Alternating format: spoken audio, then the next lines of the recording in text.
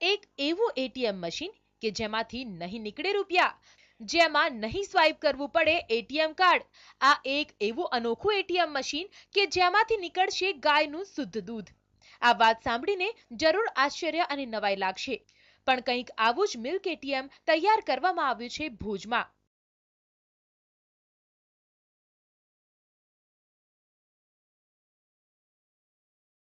ભુજના ખેડૂતની પહેલ. કચ્છમાં મિલ્ક એટીએમ 10 થી 100 રૂપિયામાં મળશે દૂધ. કચ્છની ખેતી પછી સૌથી વધુ લોકો પશુપાલન ક્ષેત્ર સાથે જોડાયેલા છે.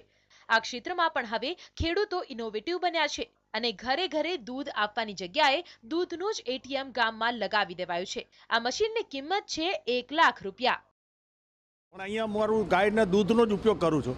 એટલે ઘણાને એમરજન્સીમાં જોતું હોય તો ગાયનું દૂધ બાળકો માટે જ્યારે અહીં લેવા આવે ત્યારે મને પોતાને એમ થયું કે આ દૂધનો જો અહીંયા કાંઈ હું વ્યવસ્થા કરું, કમાવાનો વિષય નથી આની અંદર, પણ એક વ્યવસ્થા જે મારું દૂધ છે એને કેમ લાંબુ ટકી શકે અને ઘરે ગાયનું દૂધ એના ઘી માખણ બધું જ ઘરેથી ઉતરી શકે એ પ્રકારનું આખું દૂધ હશે એના માટે મેં એટીએમ ચાલુ કર્યું છે. આણંદની અમૂલ ડેરી દ્વારા આ પહેલ કરવામાં આવી હતી.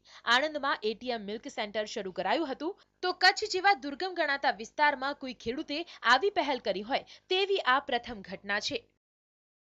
ઓર્ગેનિક ખેતી સાથે તેની પ્રોડક્ટ બનાવી માર્કેટિંગ કરવા માટે આ મશીન બનાવનાર વેલજી ભુંડિયા જાણીતા છે.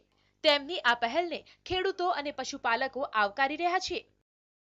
જે આવા સોસાયટીની અંદર આવા જો એટીએમ ગોઠવવામાં આવે અને એની દૂધ છે એ ગોપાલક પોતે શુદ્ધ દૂધ એની અંદર રાખી, એની અંદર કેપેસિટી છે કે 500 લીટર 400 લીટર 200 લીટરની કેપેસિટીના આવે છે, તો એવું 200 લીટર દૂધ એમાં નાખી આવે અને જેનું જેટલું પણ જે છે એ કેશ પૈસા આપી અને એટલે એકાઉન્ટની ઝંઝટ છે એ ગોપાલક ક્યારે કરી શકતો નથી. એ સમસ્યાનું સમાધાન ઉપભોક્તાને શુદ્ધ દૂધની જે ગેરંટી જોઈએ છે એ પણ એ આપી શકે છે.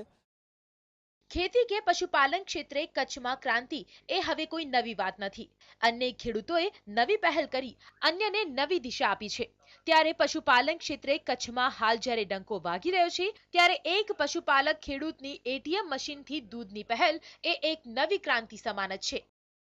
જય દવે, TV9 ભુજ.